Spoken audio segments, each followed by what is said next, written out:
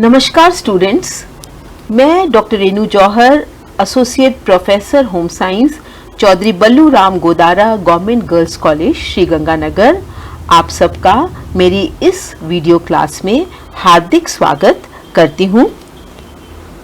आपने मेरे पिछले वीडियोस भी देखे होंगे और आशा करती हूँ आपको उससे ज्ञान प्राप्त हुआ होगा जो आपको आपके सिलेबस के हिसाब से काफ़ी उपयोगी होगा।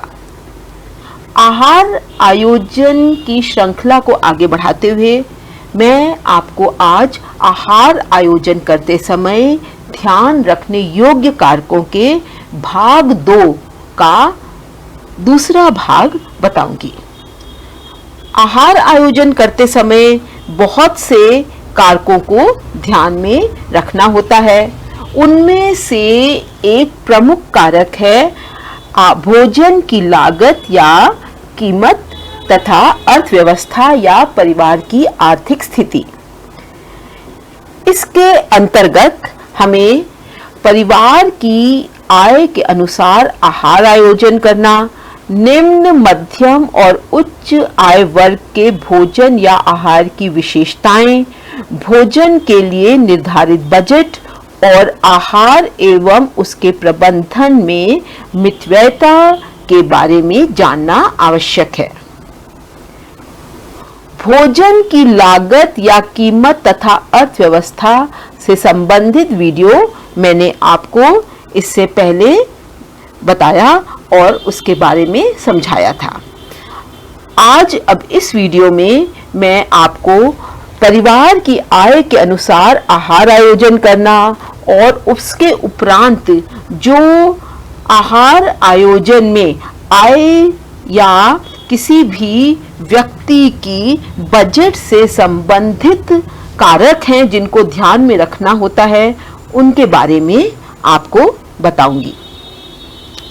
सबसे पहले हम शुरू करते हैं परिवार की आय के अनुसार आहार आयोजन करना।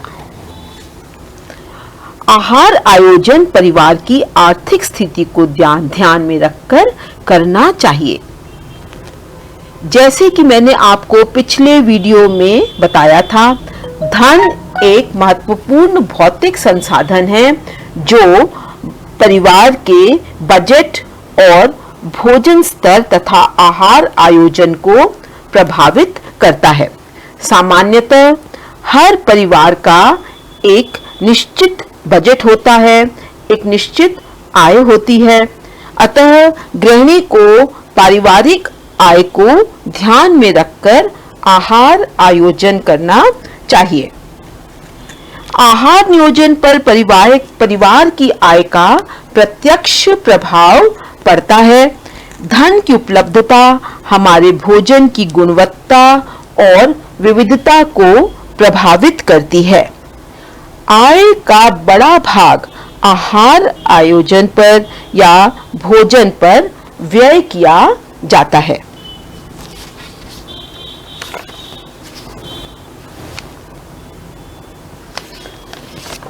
अब हम बात करेंगे निम्न, मध्यम और उच्च आय वर्ग के भोजन की विशेषताएं। अगर हम आय के परिप्रेक्ष्य में देखें तो हर परिवार की आय के अनुसार ही आहार आयोजन करना चाहिए। मध्यम और उच्च आय वर्ग के लिए आहार आयोजन करना आसान होता है, परंतु निम्न आय वर्ग जिनकी आय और भोजन के लिए बजट सीमित होता है और आय अनिश्चित होती है, उचित आहार आयोजन करना चुनौतीपूर्ण और कठिन हो जाता है। निम्न तथा मध्यम आय वर्ग के परिवार की आय का मुख्य प्रतिशत या भाग भोजन पर व्यय होता है। इसलिए इन दोनों आय वर्गों यानी निम्न और निम्न मध्यम आय वर्ग, जिनको हम कहते हैं लो और लो मिडिल इनकम ग्रुप, को आहार आयोजना इस प्रकार बनानी चाहिए कि कम से कम धन व्यय कर अधिक से अधिक विविध, पौष्टिक और स्वादिष्ट भोजन प्राप्त हो सके। इस उद्देश्य की प्राप्ति के लिए मितव्ययतापूर्ण व्यय करके संतुलित पौष्टिक आहार का आयोजन करना चाहिए। कई बार उच्च और मध्यम आय वर्ग भी पर्याप्त धन और संसाधन होने के बावजूद संतुलित और पौष्टिक आहार ग्रहण नहीं करते। उनके आहार में कुछ भोज्य तत्वों की जैसे घी, तेल, वसा, चीनी, कार्बोज एवं प्रोटीन की आवश्यकता से अधिक मात्रा होती है, जिसके कारण वह अति पोषण, जो कि कुपोषण का एक रूप है, से ग्रसित हो जाते हैं और उन्हें कई जीवन शैली रोग, जिन्हें हम लाइफस्टाइल डिजीज कहते हैं, उनके होने की संभावना अधिक होती है। क्योंकि आय का एक बड़ा भाग आहार पर व्यय होता है, इसलिए पैसे को मितव्ययतापूर्ण व्यय करके अधिक से अधिक उपयोग में लाना चाहिए। हालांकि एक मध्यम वर्ग का परिवार बहुत अधिक मात्रा में महंगे खाद्य पदार्थ नहीं खरीद सकता, फिर भी खुद कुछ हद तक अपनी पसंद से चुनाव करके भोजन में विभिन्नता या विविधता ला सकता है। निम्न आय वर्ग के परिवारों में अपनी पसंद से भोजन का चुनाव ना के बराबर होता है और उनके लिए यह अधिकाधिक आवश्यक हो जाता है कि अनाज से बने खाद्य पदार्थ ही भोजन का मूल रूप हो। इस समय ऐसे खाद्य पदार्थों को चुनने की कठिनाई आती है जिसे अनाज के साथ संतुलित बनाया जा सके। हालांकि यह मुश्किल है, परंतु असंभव नहीं है। अच्छी मात्रा में पोषक तत्व प्रदान करने वाले सस्ते खाद्य पदार्थों को महंगे खाद्य पदार्थों की अपेक्षा विकल्प के रूप में गृहिणी के लिए जानना आवश्यक है। गृहिणी को ऐसी विधियों व खाद्य पदार्थों को आहार आयोजन में सम्मिलित करना चाहिए जिससे कि भोजन की मूल्य या कीमत भी ना बढ़े, परंतु उसकी पौष्टिकता बढ़ जाए। जैसे अनाज और दाल का मिश्रण, उसका उदाहरण है खिचड़ी, पौष्टिक रोटी आदि, मौसमी सब्जियां, मट्ठा, गुड़, अचार, चटनी आदि। संतुलित आहार आयोजन को परिवार की आर्थिक स्थिति या किस आय वर्ग के हैं इसका क्योंकि बहुत अधिक प्रभाव पड़ता है, इसलिए भारतीय आयुर्विज्ञान अनुसंधान परिषद, जिसको हम ICMR कहते हैं, इस तथ्य को ध्यान में रखते हुए भिन्न भिन्न आय स्तर वाले व्यक्तियों के लिए अलग अलग संतुलित आहार तालिकाएं प्रस्तावित की हैं। जैसा कि आप देख रहे हैं, निम्न आय वर्ग का भोजन के लिए बजट सीमित होता है और आय अनिश्चित है। निम्न आय वर्ग की तुलना में मध्यम और उच्च आय वर्ग का भोजन के लिए बजट अधिक होता है। इसलिए भारतीय आयुर्विज्ञान अनुसंधान परिषद ने विभिन्न आय वर्गों के लिए प्रस्तावित किया है कि वह किस प्रकार से अपने आहार को अधिक संतुलित बना सकते हैं।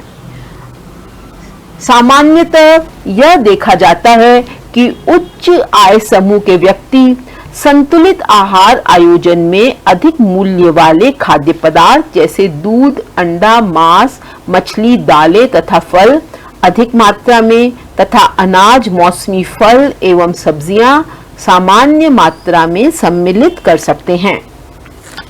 मध्यम आय वर्ग, जिनको कि हम मिडिल इनकम ग्रुप कहते हैं, अधिक महंगी खाद्य वस्तुओं को सामान्य मात्रा में तथा सस्ती अथवा कम कीमत वाले खाद्य वस्तुओं को अधिक मात्रा में अपने आहार में सम्मिलित कर आहार को संतुलित बनाने का प्रयास कर सकते हैं। निम्न आय वर्ग वाले महंगी खाद्य वस्तुओं को अल्प मात्रा में प्रयोग करते हैं।